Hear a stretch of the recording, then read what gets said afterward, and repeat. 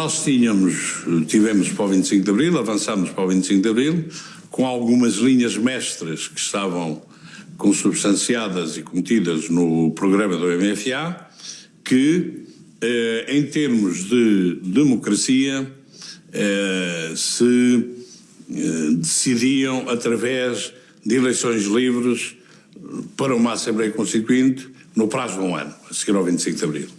E depois essa Assembleia Constituinte teria que fazer a aprovação, a discussão e a aprovação de uma Constituição. Portanto, esse era o grande objetivo que nos uniu, em termos democráticos, para o 25 de Abril. Todos nós, relativamente ao 25 de Abril, nos entusiasmamos, veio a esperança, veio a liberdade com o 25 de Abril. Logo no 1º de Maio houve os conflitos políticos, começaram, os conflitos políticos ou os desentendimentos, políticos. E depois de entendimento em desentendimento, houve forças políticas que não estavam enquadradas no espírito do 25 de Abril e que foram tomando conta da situação. Os vários governos provisórios, o 28 de setembro, tanto que sucedeu, tudo isso começou a entrar num sistema que não era o previsto. Na tentativa de manter o poder politicamente à direita, o general Spínola, então Presidente da República, faz apelo a uma manifestação da chamada maioria silenciosa, a realizar em 28 de setembro de 74. Mas o fracasso da sua iniciativa vai desequilibrar a correlação de forças dentro do MFA a favor da esquerda. Spínola demite-se e é substituído pelo general Costa Gomes. A 11 de março de 75, Spínola faz uma derradeira tentativa de assalto ao poder, mas mais uma vez é derrotado. No 11 de março há acontecimentos importantes, depois da intentona golpista do general Spínola, levada a efeito pelo general Spínola, com fundamento numa possível matança da Páscoa, cuja lista existiria e que era encabeçada pelo próprio general. Isso gerou aí uma divisão enorme entre os spinolistas que foram presos, muitos deles que nem sequer sabiam do que estava a acontecer, mas porque eram muito ligados ao general Spínola, acabaram também por ser presos e tal. Dá-se a fuga do general Spínola com alguns elementos para a Espanha e a consequência imediata foi uma agudização do processo revolucionário, havendo a perspectiva por parte de alguns sectores mais retrógrados ou mais temorosos para a Revolução de que não iria haver eleições e que estava a caminho a ditadura comunista. A verdade é que mantivemos firmemente a perspectiva de realização de eleições. Nós garantimos, dentro do prazo, no limite, mas dentro do prazo, que foi no dia 25 de Abril de 75, fizeram-se as eleições para a Assembleia Constituinte. Com a vitória do Partido Socialista e, em segundo lugar, do Partido Social Democrata, deram mais ânimo à direita, às gentes mais conservadoras do país. O MFA cumpre o seu primeiro grande objetivo com a realização das eleições para a Assembleia Constituinte. A taxa de participação é de 91% e o Partido Socialista de Mário Soares sai vitorioso com 37,9% dos votos. No dia 13 de julho de 75, é assaltada e destruída a sede do Partido Comunista em Rio Maior. É o início de uma onda de violência contra as sedes dos partidos de esquerda, no norte e centro do país. É o chamado Verão Quente. O país começou-se a dividir entre norte e sul. Aliás, eu nunca vi, mas consta que até em Rio Maior havia uma placa que dizia: quem ia de Lisboa, aqui começa Portugal. Quem vinha do norte, aqui termina Portugal. Porque era esse o sentido. E, portanto, a certa altura geraram-se duas grandes correntes dentro do MFA. Uma que vem a ser protagonizada pelo Grupo dos Nove, com toda a direita acobertada atrás de si, que defendia a legitimidade democrática junto com a legitimidade revolucionária, que dizia: o nosso compromisso é a democracia, são as eleições e a consequente aprovação da Constituição. Outra que defendia uma revolução popular com duas componentes, uma mais ligada às teorias do Partido Comunista, que eram consubstanciada em termos da MFA pelos gonçalvistas, outra mais ligada a termos mais revolucionários, os chamados do COPCON, que defendiam a vanguarda revolucionária e defendiam: não, nós temos é que nos transformar a nós, MFA, numa vanguarda revolucionária e impor uma revolução popular A caminho de quê? Uns defendiam a caminho de uma solução tipo Moscovo, outros defendiam a caminho de uma solução tipo Albânia. E, portanto, a luta vence com substâncias fundamentalmente aqui. Reagindo contra a política cada vez mais revolucionária e extremista do 5º Governo Provisório liderado por Vasco Gonçalves e com a legitimidade que lhe é dada pela vitória nas eleições para a Assembleia Constituinte, o Partido Socialista desencadeia manifestações de protesto por todo o país, que culminam na Fonte Luminosa em Lisboa. Eu fui encarregado, por exemplo, como responsável do setor de segurança, por organizar as grandes manifestações em Lisboa que fizeram parar a ofensiva do PC e da extrema-esquerda. O 19 de julho na Alameda, que foi talvez a maior manifestação realizada em Lisboa, que encheu a Alameda desde o técnico até à Fonte Luminosa, foi organizado por mim.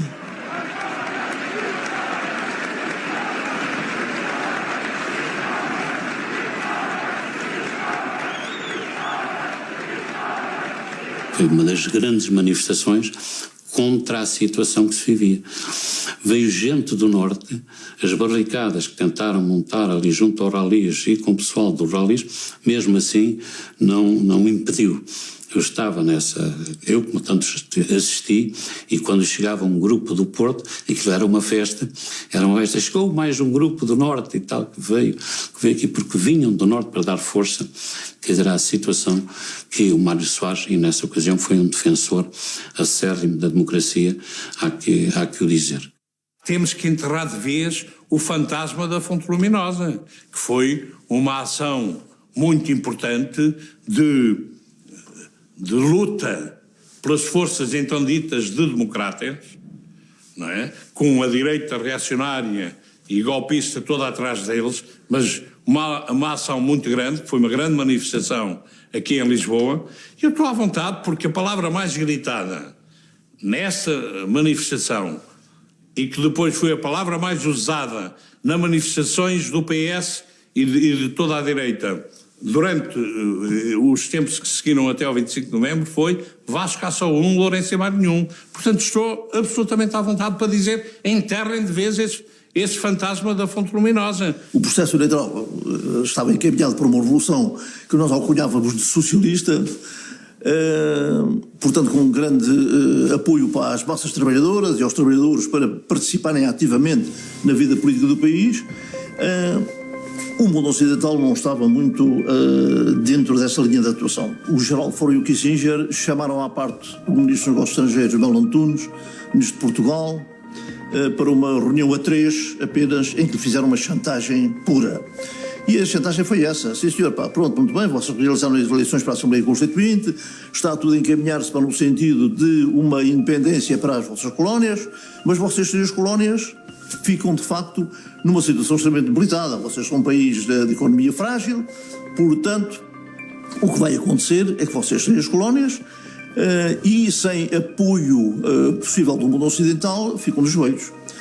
Nessas condições nós dizemos-lhe o seguinte, Sr. Ministro: ou vocês em Portugal travam o processo revolucionário e têm todo o apoio do mundo ocidental, nosso, Estados Unidos e mundo ocidental. Se vocês não travarem a revolução, não tiverem capacidade de o fazer e levarem por diante esse processo revolucionário que ao mundo ocidental não convém, porque podem ficar de facto a constituir aqui no sudoeste da Europa, a constituir um polo da União Soviética, então vocês vão sofrer um boicote económico total por parte do mundo ocidental e dos Estados Unidos.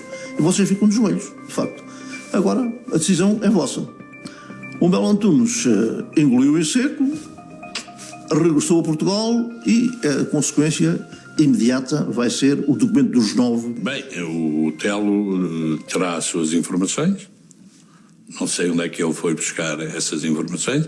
Eu já li que ele diz que foi o Vítor Alves que lhe fez chegar essa informação. Não sei, não faço ideia.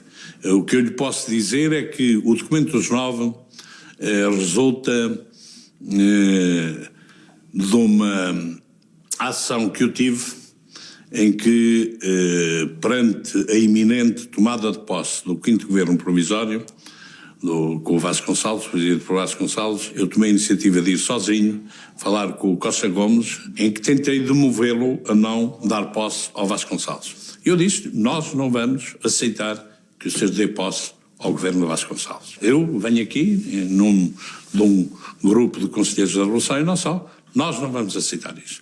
Mas eu vou ter que dar posse. Pronto, está bem.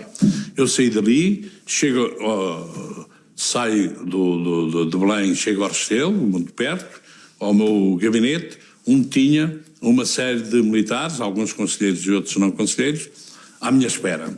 E eu virei-me para o Melo Antunes e disse, tu desaparece e só te volto a ver quando trouxeres aquele documento que nós andamos aqui a dizer que temos que fazer para tomar uma posição pública. Bem, e passadas umas horas, durante as quais eu ainda insisti para lá 2 ou 3 vezes, eles aparecem e o Melo Antunes diz, pronto, está aqui o documento. Pegámos no exemplar número 1 e número 2 e eu fiquei com eles para ir entregar o número 1 ao Presidente da República e o número 2 ao Otelo.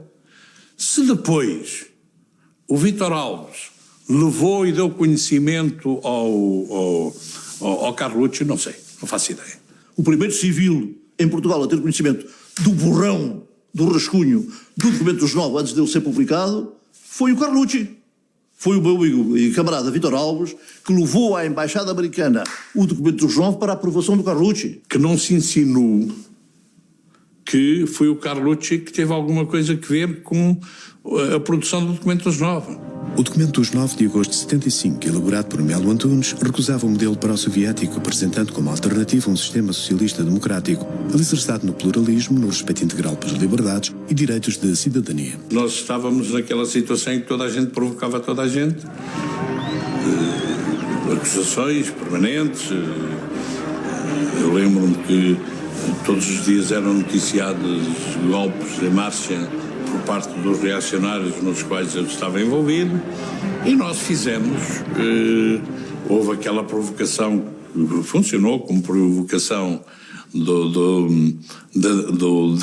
dinamitar os emissores da Rádio Renascença, com a utilização dos paraquedistas e da PSP de Lisboa, e nós fizemos aquilo que acabou por constituir a última grande provocação, que foi propor no Conselho da Revolução a substituição do Otelo no Comando da Região Militar de Lisboa, não no COPCON, porque ele era simultaneamente comandante do COPCON e comandante da Região Militar de Lisboa, mas nós considerámos que a bagunça, portanto, a indisciplina dentro das Forças Armadas, nomeadamente dentro da Região Militar de Lisboa, era tanta, e o Otelo era incapaz de colocar fim, precisávamos de substituir o Otelo. Perante a maioria dos conselheiros da Revolução que concordam com a minha substituição, eu abdico, sim senhor, ok, pronto, eu ficava só a comandar o COPCON e o Vasco Lourenço assumiu o comando da Região Militar de Lisboa. Pronto, era dentro da tática dos 9 de destruir tudo aquilo para que não permitisse um mais fácil regresso à tal normalidade ou à pureza inicial do 25 de Abril da democracia representativa e tal. Houve a reação que já se esperava das forças revolucionárias das unidades da Região Militar de Lisboa, que disseram que contestaram, disseram que não aceitavam. Eles pediram-me insistentemente para eu, junto do General Costa Gomes, Presidente da República e Chefe de Estado-Maior General das Forças Armadas, fazer regredir o processo e ficar sem efeito essa substituição. O Otelo, que tinha dito que aceitava, embora não concordasse, mas que aceitava isso porque foi uma das condições que eu impus para aceitar a minha nomeação, o Otelo voltou com a palavra atrás, diz-me, olha, eu decidi, eu já não aceito e vou a Belém dizer ao Costa Gomes que já não aceito e gostava que tu fosses comigo. E eu fui. Telefonei ao General Costa Gomes, que marcou então, a muito custo, uma reunião extraordinária do Conselho da Revolução para as 14h30 do dia 24, segunda-feira. Essa reunião começou às 2h30 da tarde, depois do almoço, e prolongou-se até às 4h30 da manhã de 25. Quando saí às 4h30 da manhã de 25, finalmente completamente definida essa substituição, de facto, pelo Vasco Lourenço, minha pelo Vasco Lourenço. O Otelo chega ao COPCON e informa do que se passa. Informa do que se passou e e depois há uma nebulosa muito grande do que é que se passa a seguir. Eu só passei por aqui para vos dizer que, definitivamente, o Vasco Lourenço assume o comando da região militar de Lisboa e eu fico aqui a comandar o COPCOM. Pronto. O Costa Martins levanta-se imediatamente e diz: mas os paraquedistas não vão aceitar isto e vão ocupar as bases aéreas. O Tomé levanta-se imediatamente e diz: isto aqui cheira-me a golpada. E eu disse a mim também: aguentei, parem aí. Chamei 2 oficiais da Força Aérea do COPCOM, Major Arlindo Dias Ferreira, e o capitão da Força Aérea, Tasso de Figueiredo, levou-os para uma sala à parte e perguntei: o que é isto? Que eu agora ouvi para do Costa Martins, ocupação de base aérea, tal, que golpada é esta? E eles disseram: isto não é nada connosco COPCOM. Isto é a luta para os paraquedistas contra o Moraes da Silva. Os paraquedistas, quando chegamos perto do 25 de novembro, estavam fartos de ser codilhados, como se diz em linguagem da malta militar, de ser aldrabados. Foram atirados contra o Ralis, pelo Spínola, e foram postos a guardar a Rádio Renascença, e apesar de lá estarem, foram tipo vestidos a servir por bombas lá, deixando-os com cara de parvo outra vez. Este facto em si, uma vez mais, dá-lhes um sentimento de traição, não é? De desconfiança absoluta nos seus chefes militares, e isso é o fermento de um processo, diria, de rebelião. Até que, a determinada altura, os paraquedistas exigem a demissão do general Moraes da Silva, que era na altura o chefe de Estado-Maior da Força Aérea. O chefe de Estado-Maior, que já morreu, além de ser burro, era estúpido, e resolve dissolver os paraquedistas. Dissolve-se os paraquedistas, com todas as consequências que isto tem do ponto de vista de verbas para a logística, de vencimentos, de vida familiar, tudo isso. Como consequência da decisão do chefe de Estado-Maior da Força Aérea, General Moraes da Silva, de passar à disponibilidade de cerca de 1000 paraquedistas, dá-se uma rebelião na base de Tancos e os paraquedistas daquela unidade tomam o comando da região aérea de Monsanto e mais 6 bases aéreas. Esta ação, que é acompanhada pela ocupação dos estúdios da RTP por forças da Escola Prática de Manutenção Militar, é entendida pelos oficiais próximos do Grupo dos 9 como um indicador de que poderia estar em marcha um golpe de Estado organizado pelas forças mais radicais da esquerda militar. Tropas paraquedistas ocuparam durante a noite a maioria das unidades da Força Aérea. As forças militares ocuparam também em Lisboa os estúdios da RTP, EPAM e paraquedistas, da emissora nacional, elementos da Polícia Militar e do Rádio Clube Português, efetivos do Trem Alto. E não podemos mais permitir que seja nos gabinetes, que seja pela via administrativa. Estão-me a fazer sinais, eu não sei se posso continuar. Talvez seja melhor explicar aos ouvintes que eu não posso continuar a falar por razões técnicas, é isso? Não posso continuar a falar por razões técnicas. Eu continuo daqui a pouco, não poderá ser. Eu tinha chegado a casa, eram umas 4h30, 5 da manhã, tinha-me deitado há 2 horas, recebo uma chamada do Jaime Neves a dizer: olha que está-se a passar isto, os paraquedistas ocuparam as bases e nós pediram-me para telefonar, achamos que devemos avançar imediatamente para a Presidência da República para pôr o problema ao Presidente da República. E eu: sim senhor, concordo, vão para lá que eu encontro-me lá com vocês. Há aqui um dado que é fundamental, que é evitarmos que eles consigam envolver os fuzileiros do lado deles, porque se conseguissem envolver os fuzileiros, nós ficávamos claramente a minoria e, portanto, iríamos perder militarmente aqui na zona de Lisboa no imediato. E a única unidade que nós tínhamos, primeiro com capacidade operacional efetiva, porque eram comandos, estavam bem preparados, bem instruídos e sabiam o que faziam. Depois, pronta para avançar, era, de facto, a unidade de comandos. O ataque ao Gaddafi, que era aquele quartel da Força Aérea, que era um quartel mais administrativo que outra coisa, tinha lá meia companhia de paraquedistas. Eu mandei lá um rádio, uma pequena equipe que era constituída por 2 ou 3 homens, talvez 4, não me lembro, que ficou lá essencialmente com o papel de comunicar, que era para eu alertar o hotel, qualquer coisa que o hotel me perguntasse o que é que estava a passar, eu diria aquilo que me era humanamente possível. Portanto, com missões de informação. 3 ou 4 homens que, como é evidente, foram facilmente dominados por 1 ou 2 ou 3 companhias de comandos que lá foram. Não era uma força do Ralis que lá estava, era um posto de rádio que estava a transmitir-me as informações. O Vasco Lourenço perguntou-me: então, mas porquê é que vocês estão nessa posição? Nós não estamos em posição nenhuma, nós estamos a cumprir ordens do hotel. Mas ele diz que não. Ele diz que não. Isso surpreende-me. O hotel, mais uma vez, metralha os pés dele, atingindo desta vez toda a gente. Eu é que não fui minimamente informado para de nada.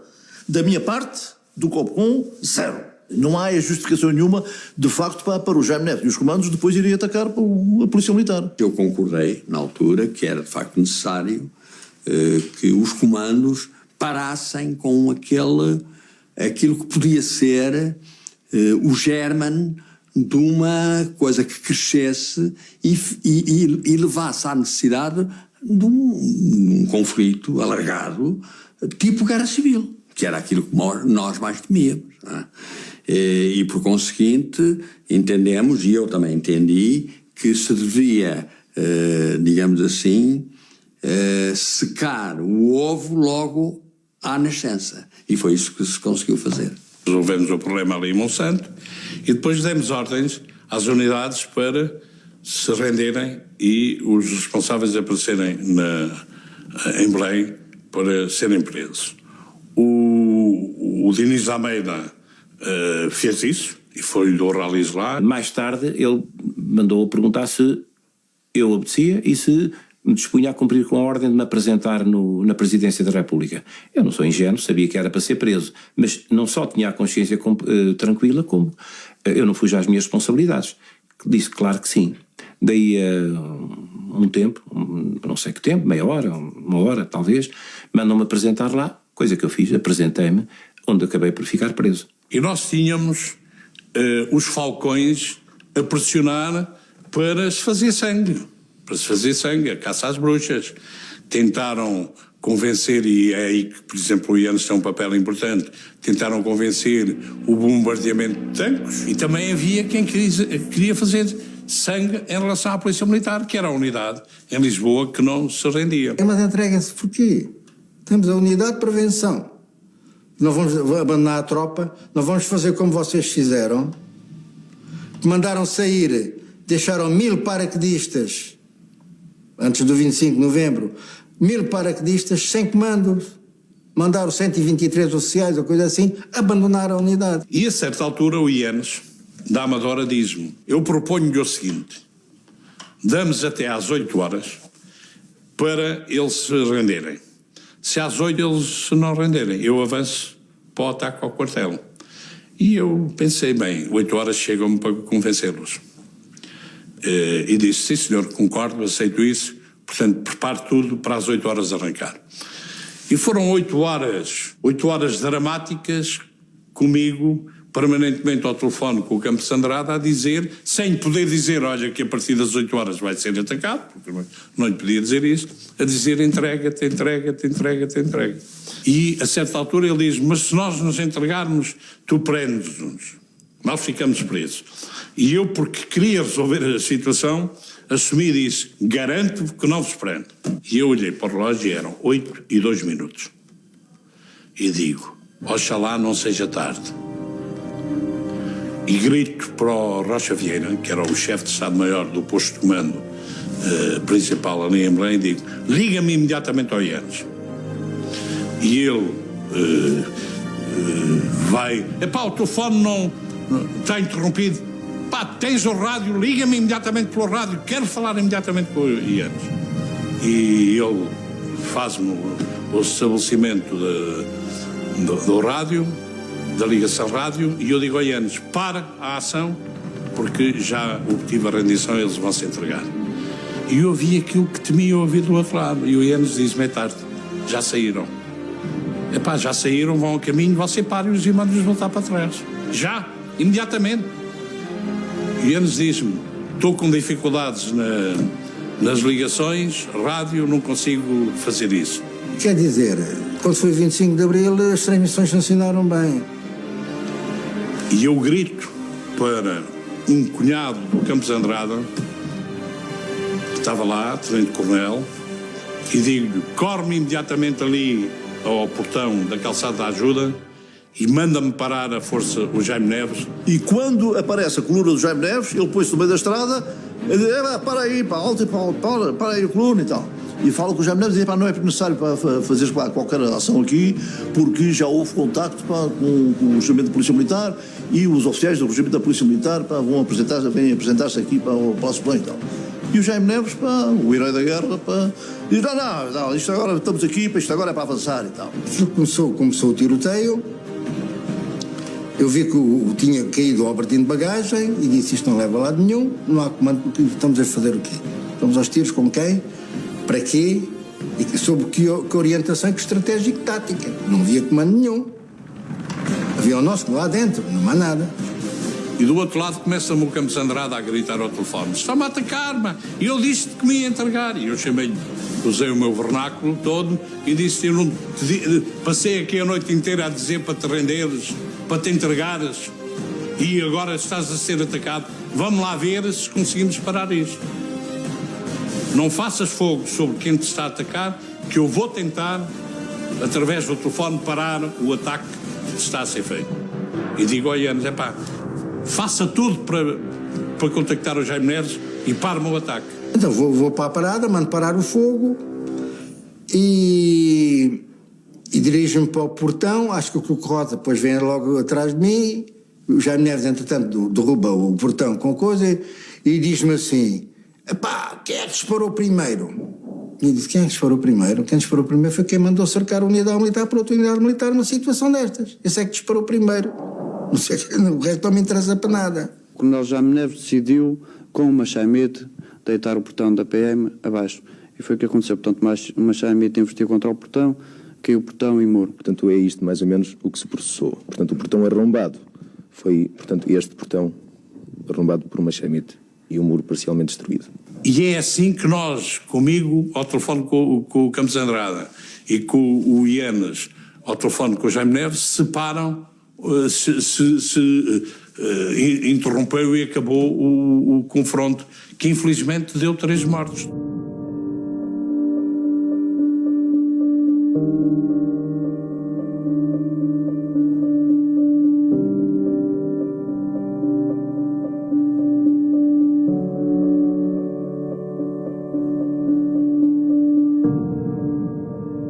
Por outro lado, as outras ações, portanto, saem à vontade, o Regimento de Comandos, saem os colonos à vontade. A Intersindical, que podia lá pôr umas betoreiras e tal, e evitar a saída das viaturas, foi travada pelo Álvaro Cunhal. Eu não dei ordem nenhuma para ninguém, aos fuzileiros, para ir cercar os comandos. Saem à vontade, vão até Monsanto. É evidente que a seguir, os 3 cucos, como eu digo, foram-se apresentar a Belém e eu dei-lhes voz de prisão. E quando o Campos Andrade me diz, mas tu prometeste-me que não nos prendias. Eu digo, pois prometi e era o que eu iria fazer. Se vocês se tivessem apresentado, quando eu vos mandei apresentar. Neste momento, com 3 mortos, se eu vos não prendo e vos deixo ir embora, quem é preso sou eu. Temos em Chaimites, talvez, já não me lembro bem, a base aérea de Sintra, Noratlas, com uns paraquedistas, deviam ser os arrependidos, com os paraquedistas cheios de potência e tal, a olhar para a gente com arma lenta. Chegámos ao Porto de Custóias, prisão, uma cela, 2 por 3 metros, balde da merda, mais nada. Banho uma vez por semana e está a andar. Nós fazíamos plenário todos os dias, a gente não se via, incomunicáveis, é claro, a gente não se via, mas falávamos para a janela, elegíamos a mesa e tudo. Depois no fim dizíamos, estamos presos, estamos, e bem presos, como quem diz, a nossa razão não vai abaixo. Correram os dias, eles continuavam presos, e eu a essa altura pensei, o que é que eu hei de fazer para conseguir libertar a malta que está presa em Custóias? Então, na minha ingenuidade proverbial, disse, vou falar com o Vasco Lourenço e com o Marcos Júnior, porque vou convencê-los de que fui eu que dei ordem para ocupar as bases. E, portanto, o Tomé e a malta que está presa não tem nada a ver com isto. Vou fazer isto, e tal, e eles dou-lhes essa perspectiva de informação e eles, como são meus amigos e leais para comigo, não vão denunciar-me. Bom, a primeira coisa que o Vasco Lourenço faz quando chega ao Conselho de Revolução seguinte é dizer, nós temos aqui uma informação muito importante a dar. Foi o hotel que deu luz verde para a ocupação das bases. Pronto, lixou. Por causa disto, apanhei 44 dias de prisão para o Presídio Militar de Santarém. Nunca negou, como tivesse dito a mim ao Marco Júnior, mas disse que inventou porque pretendeu, com isso, assumir ele as responsabilidades para que os oficiais que estavam presos na sequência do 25 de novembro fossem libertados, nomeadamente os que foram presos no dia 27 de novembro no Copcon. Onde é que está a verdade? Onde é que está a verdade? Isto tem que ser revelado. Nós em Custóias, estávamos em Custóias e um dia, imagine-se, um grupo de presos de delito comum, está a ser uma prisão, não é? Com aqueles corredores, nós estávamos separados dos outros, não é? Três andares, não sei o quê. De delito comum, surgem com as chaves das celas, abrem as celas todas e digam, fujam, que a gente abriu-vos as portas, fujam. E até houve um movimento de saída. Até que alguém, nomeadamente o Queiroz Azeite, mas que conversa é essa? Então nós agora vamos ser libertados por termos delito comum, conversa é essa? Portanto, isto era uma armadilha, era uma provocação para a malta ir a fugir. Depois, o que é que faziam? Quando no dia 27 nós fomos à Amadora, ao posto de comando principal, o Presidente da República, Costa Gomes, o Primeiro-Ministro, Pinheiro de Azevedo, eu estava como segundo elemento da cadeia de comando e o chefe de Estado-Maior, pelo menos da Armada, que esteve lá, e quando se faz o briefing com o IANES e com as forças que no regimento de comandos do Grupo Militar tinham estado na condução das operações, e no fim, portanto, do briefing, o Jaime Neves pede a palavra, estou a vê-lo, portanto, numa mesa comprida, em frente ao Costa Gomes, ao lado do qual estava o Pinheiro de Azevedo e estava eu, e diz, meu general, eu quero dizer que eu e os meus homens não estamos nada satisfeitos e queremos mais. Queriam a caça às bruxas. O regimento de comandos, nesta altura, ainda não se encontra satisfeito, meu general. Acha que há muito mais a fazer. E está realmente firmemente determinado a ir ao fim, e o meu general pode, portanto, contar com ele para realmente ver o povo português satisfeito de uma vez para sempre. Houve claramente uma situação de caça às bruxas, não é?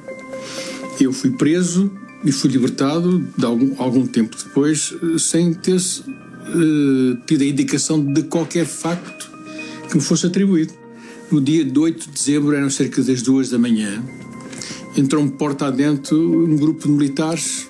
O oficial, quando eu instei, reagindo contra o facto, considerava aquilo uma invasão do meu domicílio e considerava um ato atentatório da minha dignidade pessoal e profissional, como oficial da Força Aérea, perguntei-lhe o que é que determinava aquela atitude. E a resposta que ele me deu é verdadeiramente surrealista, mas é honesta e era sincera.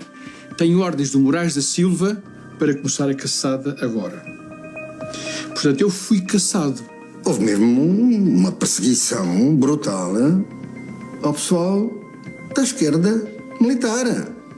São irradiados das Forças Armadas várias dezenas de oficiais. São suspensos várias dezenas de sargentos. São passados compulsivamente à reserva e à disponibilidade várias centenas de soldados. Eles liquidaram-nos as carreiras. Eu não queria deixar de ser militar. O decreto-lei que reabilita as nossas carreiras envolve cerca de 500 militares. 500 militares. É uma dimensão muito razoável da purga que foi efetuada, não é?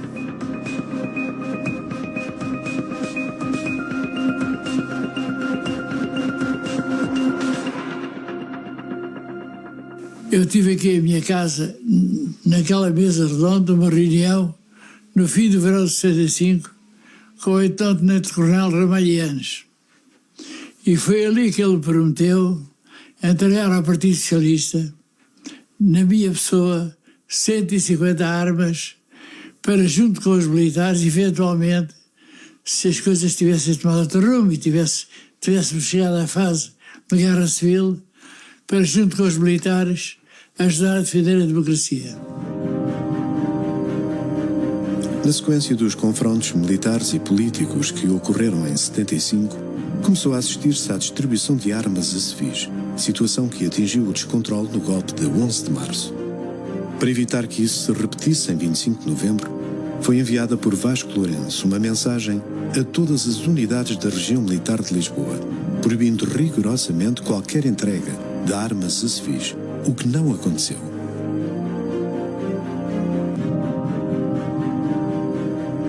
Na noite de 25 de novembro, a princípio da noite de 25 de novembro, eu recebi do Manuel Alegre, que era o responsável do setor de segurança no plano político, eu era o responsável do plano operacional, recebi dele a indicação, dada por Ianes, para ir ao SIAC, ir a Cascais, buscar as 150 armas que ele tinha prometido.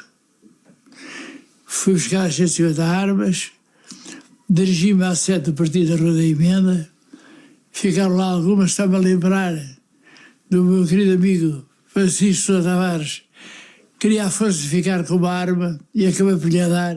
Entretanto, a situação normaliza-se, o Edmundo Pedro começou a recolher as armas para as entregar, fez várias tentativas e, a certa altura, numa manobra que não se sabe, numa operação da Guarda Fiscal, que não se sabe bem ainda aos contornos todos, as armas são apreendidas. Eu recebi a indicação da minha sobrinha, que me estava a substituir como sócia na firma onde eu tinha participado, de que a Guarda Fiscal estava lá na firma, na sede da firma, a fazer uma busca.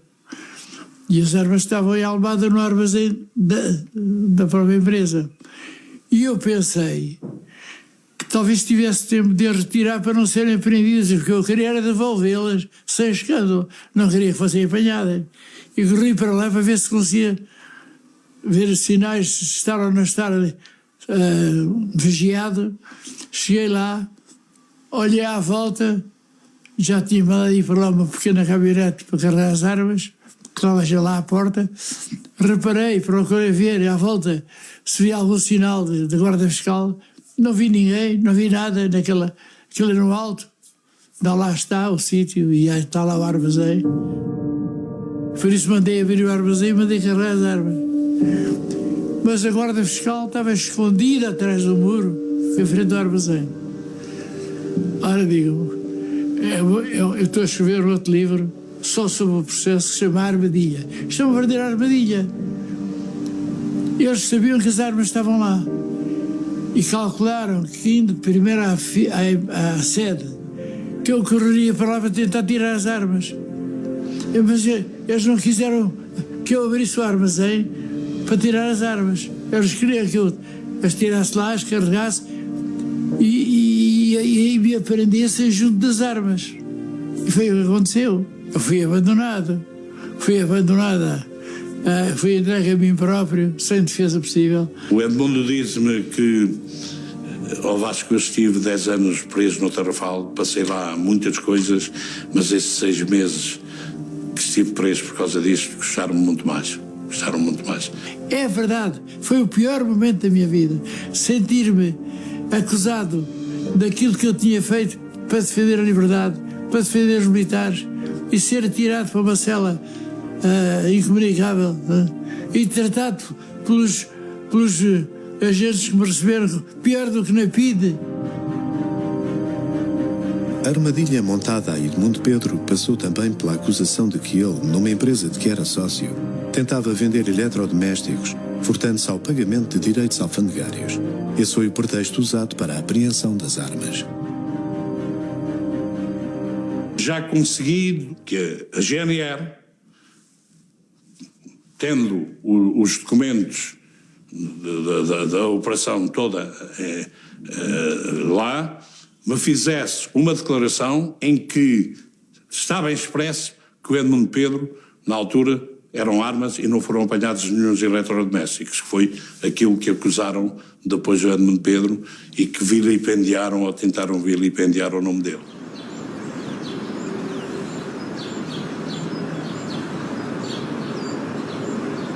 Eu não considero que no 25 de novembro tenha havido um golpe, dentro do sentido em que os golpes normalmente são feitos. Também no 11 de março não considerei isso.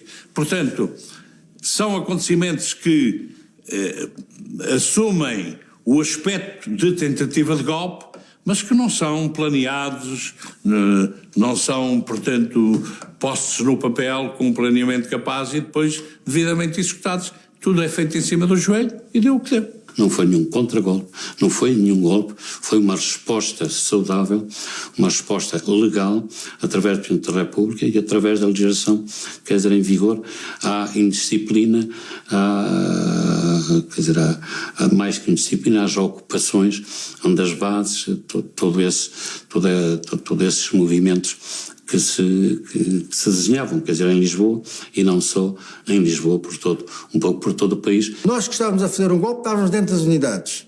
Eles que não estavam a fazer o golpe tinham saído a atacar a PM, o Gdaci, etc. E tinham o centro do poder, que era o Presidente da República, defendido pela Guarda de Polícia normal.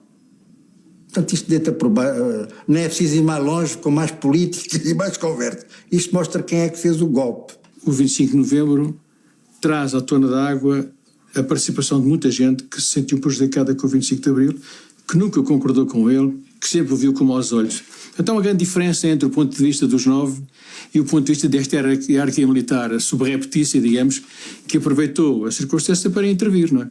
Mas eu não esqueço que na madrugada de 25 de novembro ouvi no quartel dos comandos o Melo Antunes dizer que, atenção, que este regime tem que continuar a ser uma democracia e que o Partido Comunista Português continua a ter lugar no processo democrático em Portugal.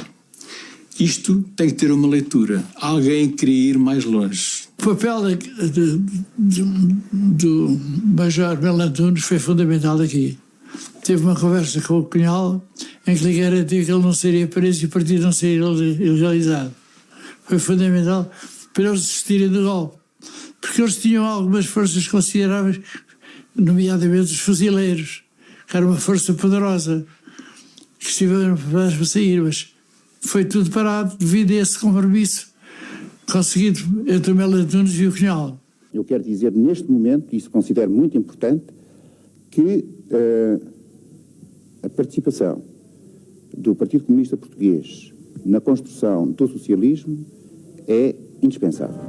Com o 11 de março, a nacionalização da banca e dos seguros e tal, com a perspectiva de pôr a banca ao serviço do povo, portanto, nas mãos do Estado, ao serviço do povo, ficou completamente esvaziada de conteúdo com o 25 de novembro. Se tivesse mantido a nacionalização dos bancos, não tinha havido toda esta casta de bancos roubados com o dinheiro daqueles que hoje protestam com calendários índios e da data e dos roubos que foram feitos e dos protestos que fazem. Quantos desses indivíduos que hoje protestam, porque os bancos do Espírito Santo, do BPP, do BCP, etc., quantos é que eles protestam e que não estiveram nas barreiras contra nós e que agora uivam de dor porque lhes tiraram o dinheiro? Então não queriam uma banca privada? Já têm, em cima do lombo, do chicote que lhes estala nas costas. Eles quase que o merecem, mas eu, apesar de tudo, estou do lado deles. Do lado deles agora. Acho que fizemos aquilo que tínhamos a fazer. Quer dizer, não tenho qualquer sentimento de ter atuado erradamente. Pelo contrário, acho que atuámos bem. Lutei porque esse foi sempre o nosso objetivo, porque em Portugal se estabelecesse, não digo definitivamente porque nada é definitivo, mas de uma forma consolidada uma democracia, o que felizmente aconteceu.